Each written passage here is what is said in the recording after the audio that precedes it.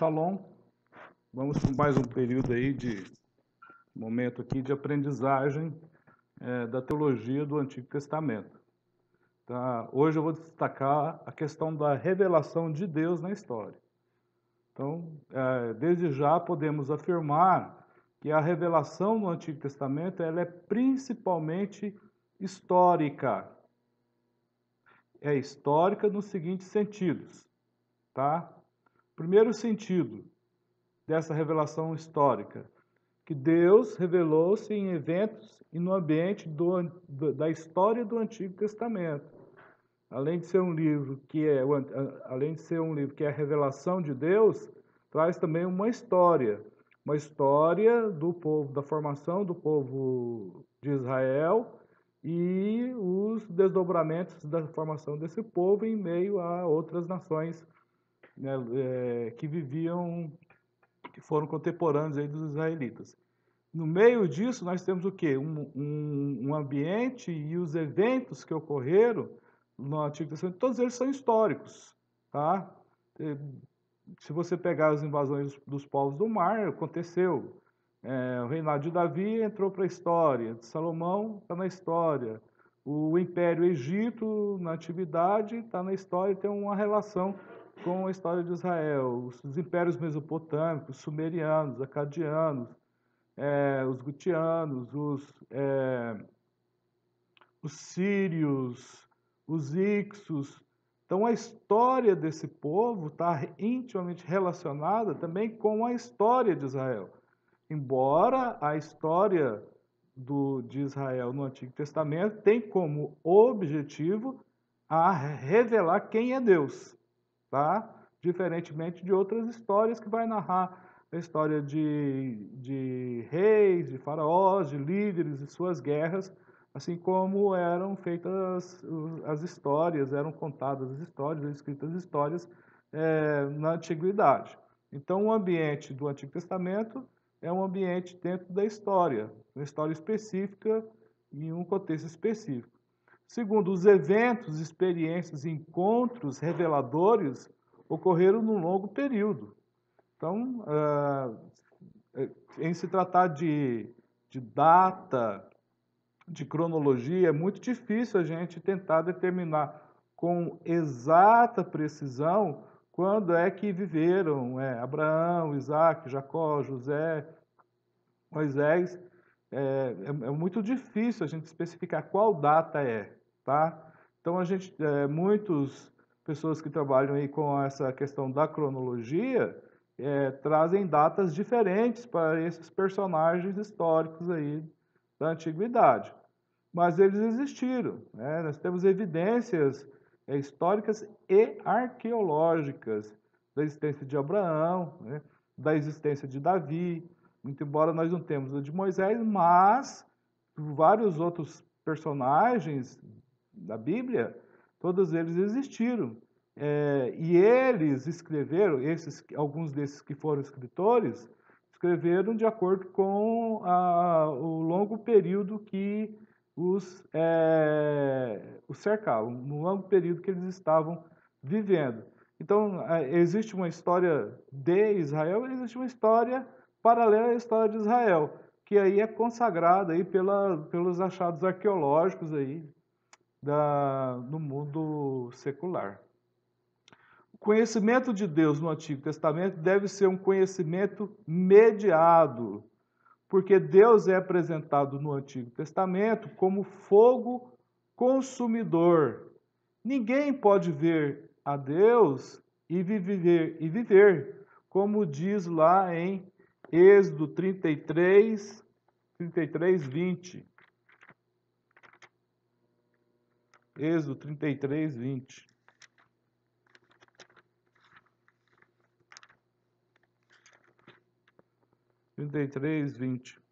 E disse mais: não poderás ver a minha face, porquanto homem nenhum verá a minha face e viverá. Ninguém pode ver a Deus e viver, tá?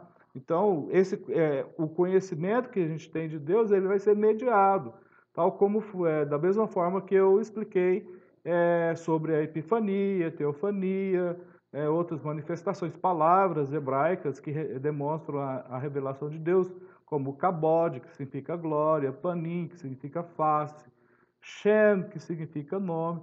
Então, é mediado aí de uma forma, até digo, didática, para que o homem possa ter esse relacionamento com o único e verdadeiro Deus, tá?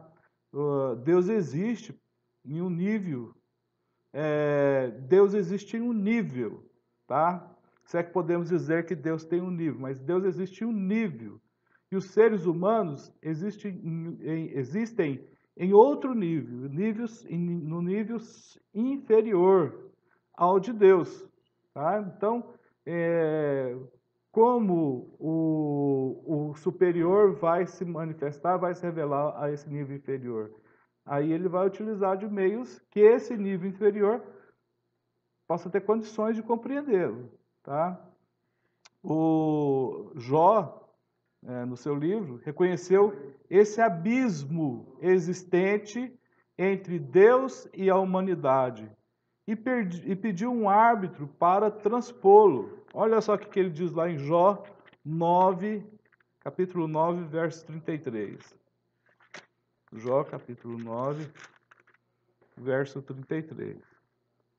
Não há entre nós árbitro que ponha a mão sobre nós ambos.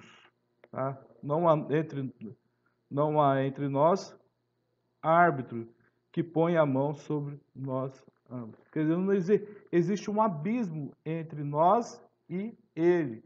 E não há nenhum árbitro para poder transpor esse abismo.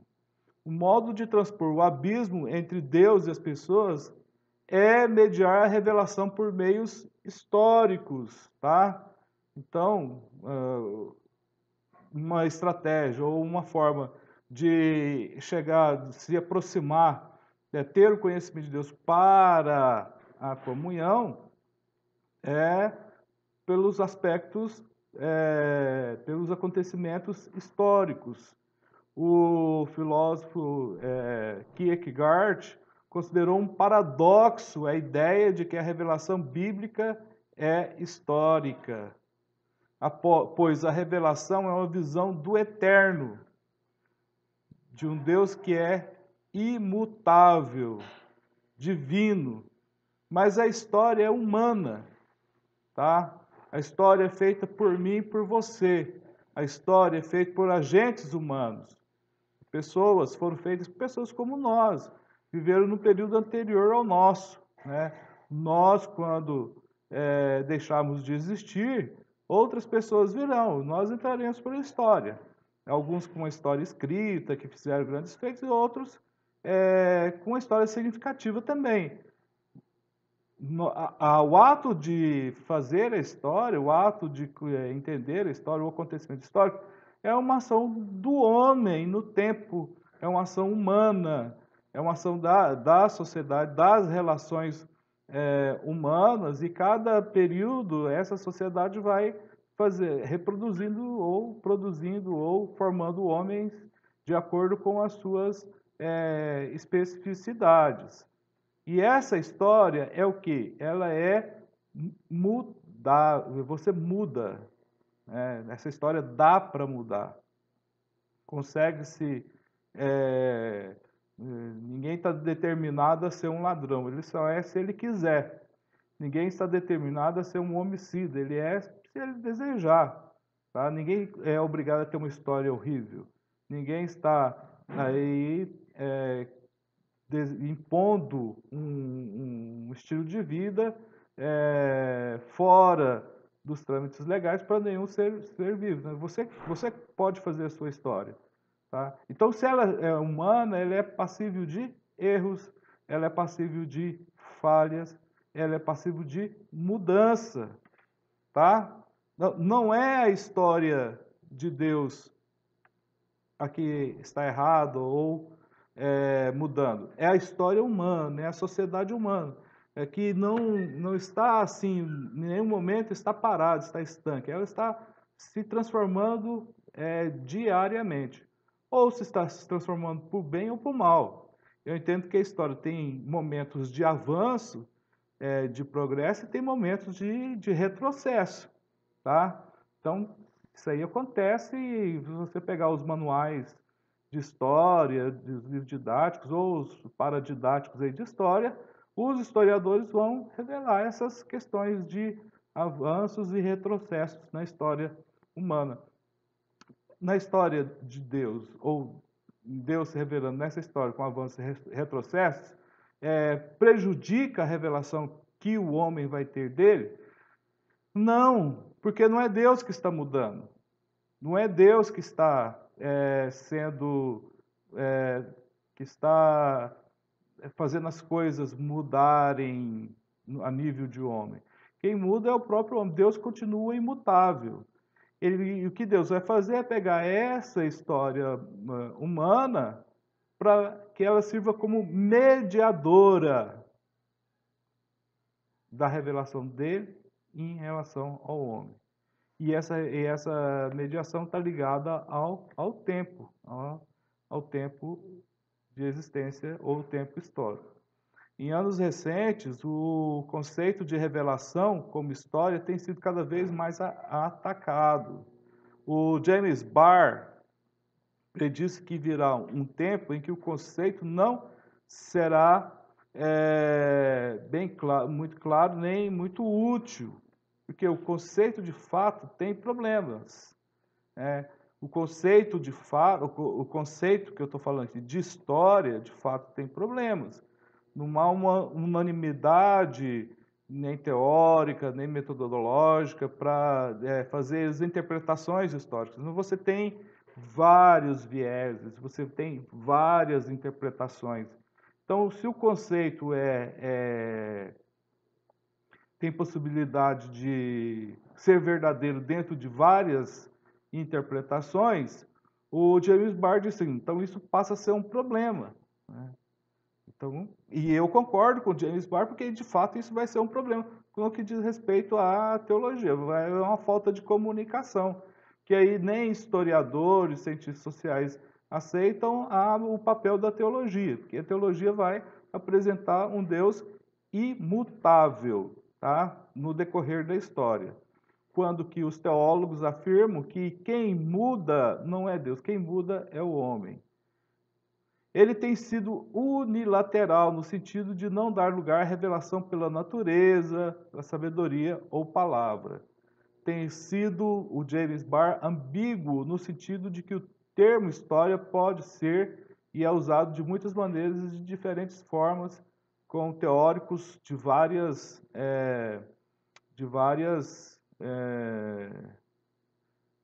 categorias, de várias escolas, tá? A gente tem várias escolas aí de interpretação da história. Né? Tem a escola marxista, os marxistas, a nova história, o pessoal da escola de Frankfurt também, e assim sucessivamente. Então, Deus, nessa história, Deus se revela na história, nessa história foi traduzida em palavras. Então, as palavras também, elas revelam, é uma revelação de Deus. Se a revelação é principalmente histórica no Antigo Testamento, qual a relação entre as palavras, ou os discursos de Deus, as narrativas de Deus, e seus atos na história? Qual é a relação entre palavra e história?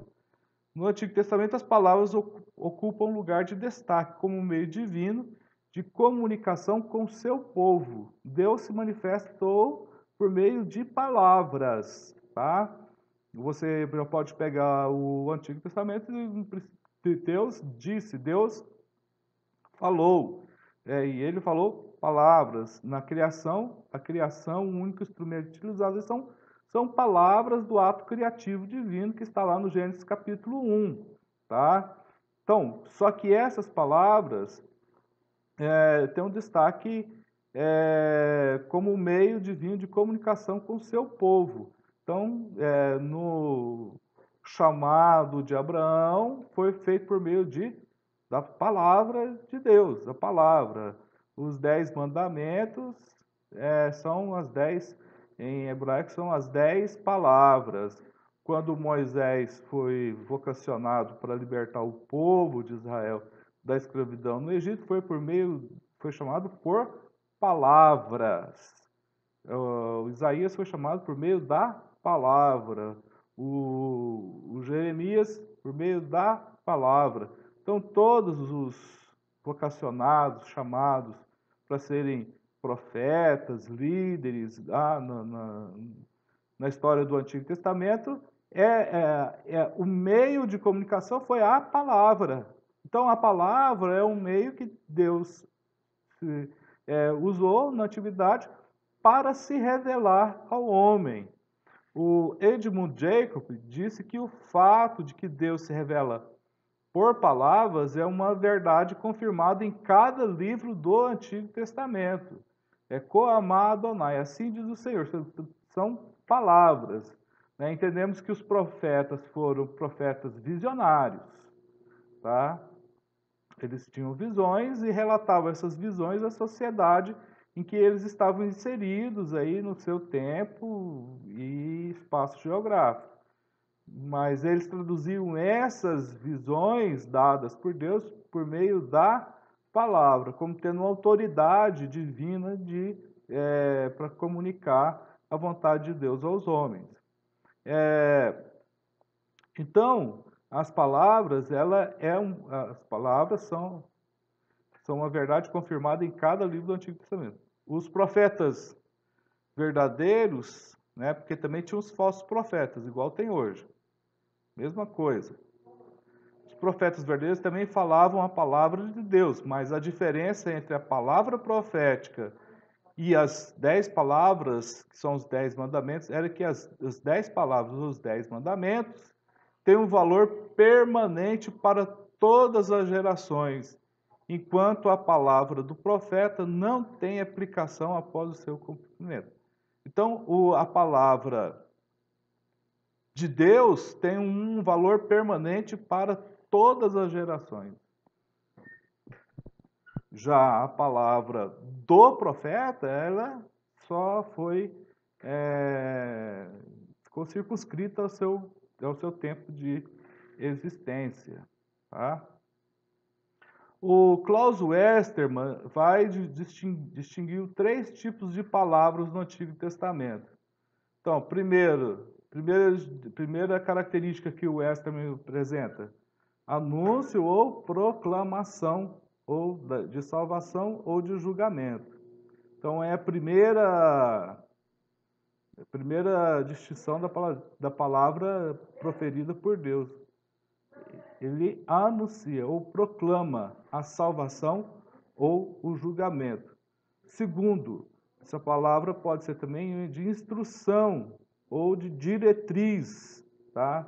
A própria palavra lei em hebraico, Torá, significa instrução, ensino, o que a gente traduz aí só por Torá, que são 5 primeiros da Bíblia. Mas traduzida essa palavra aí, ela significa instrução ou ensino. Terceira distinção que o Westermann apresentou: a palavra cultual em adoração ou bênção ou maldição. Então aí também tem a revelação de Deus, né? O autor deuteronomista, o escritor lá do Deuteronômio, a bênção e a maldição seria condicionada à obediência do povo de Israel, a observância que esse povo deveria fazer às leis gerais, tanto as leis de purificação, de culto, de adoração, as leis morais, as leis de conduta para com o próximo, né, para com o seu próximo. Então, dependendo do relacionamento, aí existe aí então o quê? A bênção ou a maldição, né? Se você praticar atos falhos, você vai atrair a maldição para você. Se você atrair atos condizentes com a vontade de Deus descrito na Torá, você vai atrair a bênção para a sua vida. O anúncio é, em geral, entendido como palavra do profeta, mas os sacerdotes e levitas também podiam proclamar a palavra de Deus nos anúncios de bênção ou maldição. trago aqui a nossa lembrança, é que Moisés, mesmo não entrando na terra prometida, ele elegeu 2 montes para que fossem preferida a bênção e a maldição, o Ebal e o Gerezim, que são 2 montes que ficam um em frente do outro. Então, num o profeta proclama a bênção e no outro o profeta proclama a maldição. Tá? Então, podia proclamar as bênçãos e as maldições. O Ageu pediu ao seu povo, né, que o povo judeu, que fosse, seu povo que fosse aos sacerdotes perguntar acerca da santidade e da impureza. Ageu 2, 14, 11 a 14, nós vamos ver essa relação que o Ageu vai fazer da palavra em relação ao povo judeu. Olha só, vamos ler lá em Ageu então? Ageu.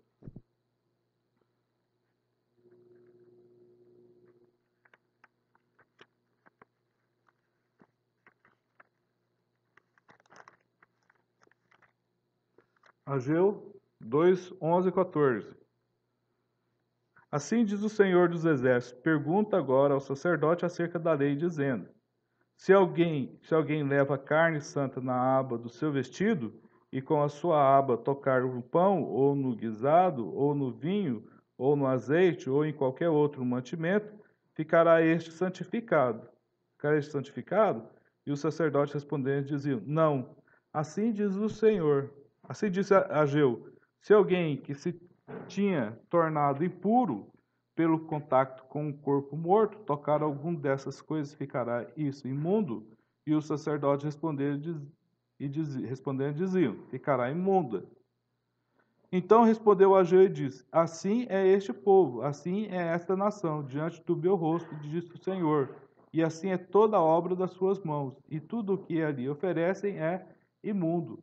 Então, Ageu, ele pediu ao seu povo, pediu a seu povo que fossem aos sacerdotes perguntar acerca da santidade e da impureza. Os sacerdotes responderam. As implicações desse texto a gente vai expor na próxima aula.